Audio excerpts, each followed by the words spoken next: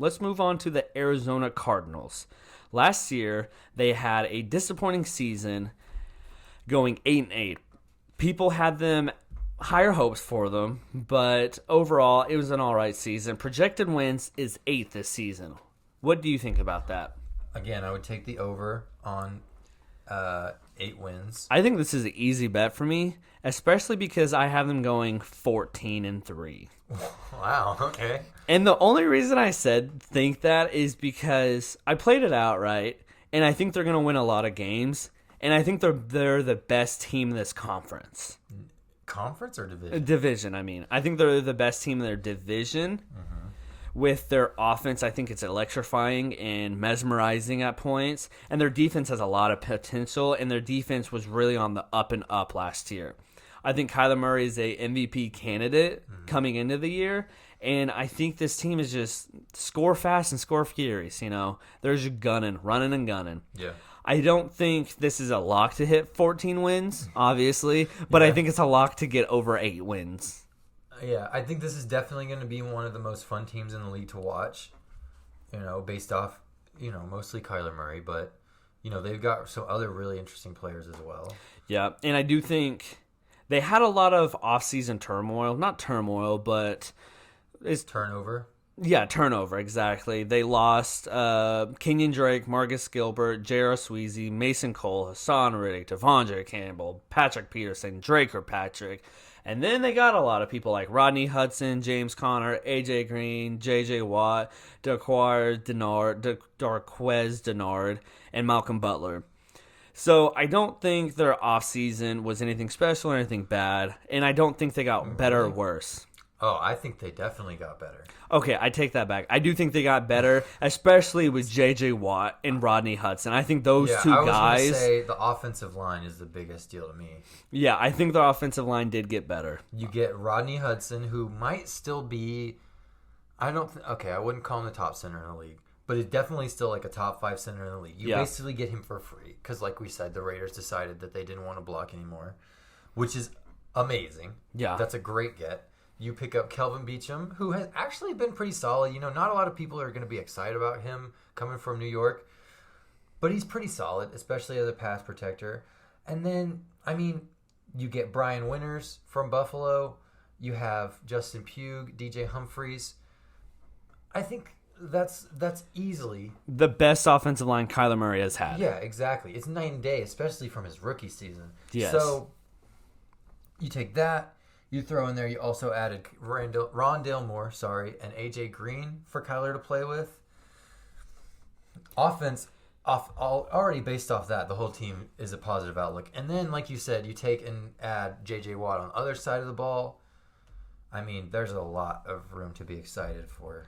I think especially on defensive side, because you look at their team and it's just potential and growth that you can see coming over from this offseason. Obviously, their secondary is coming off a better year than what they have been with Budda Baker and Byron Murphy.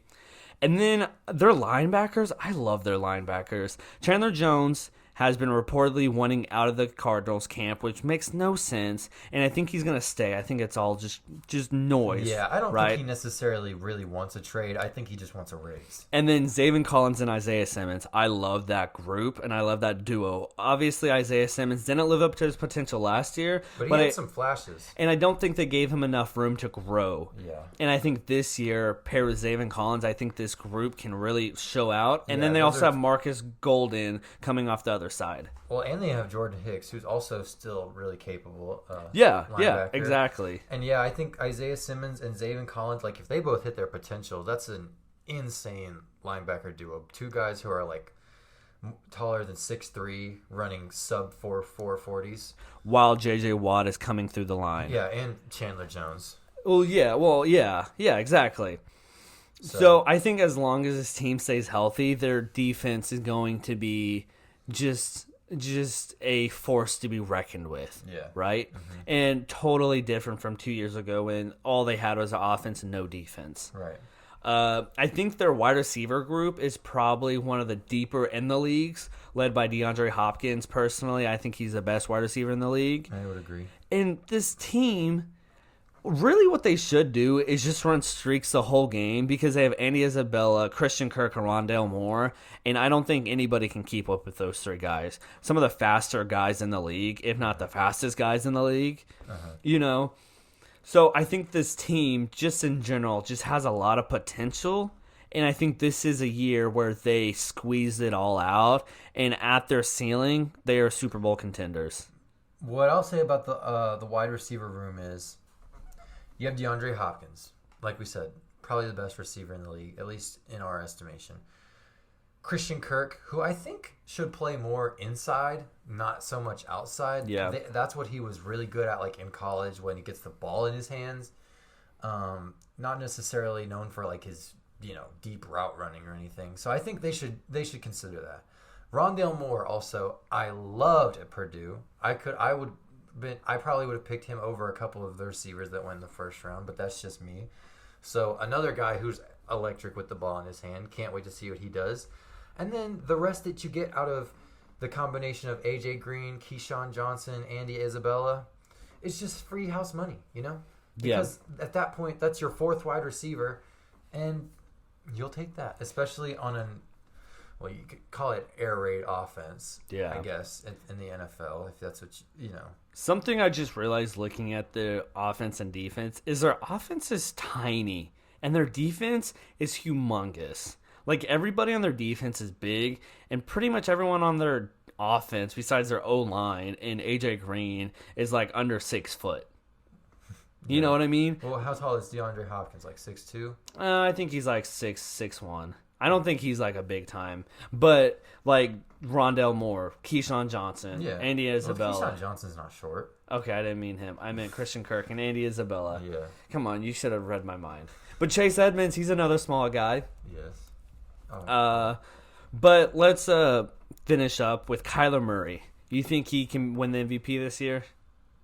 Yeah, I don't see any reason why he couldn't. I think he's one of the favorites to win the MVP.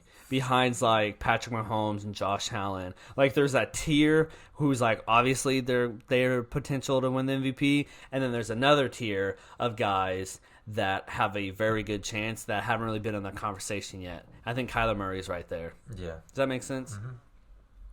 Anything else you want to say about this team? No. Okay. I would say the clock is officially ticking for Cliff Kingsbury. Yeah. If they can't make the playoffs this year, he's got to go. You know? They're too talented. Outside of a major injury to Kyler or everyone else, this should be a playoff team. I don't think that's controversial to say. And if it's not, I think you've got to look and go in a different direction.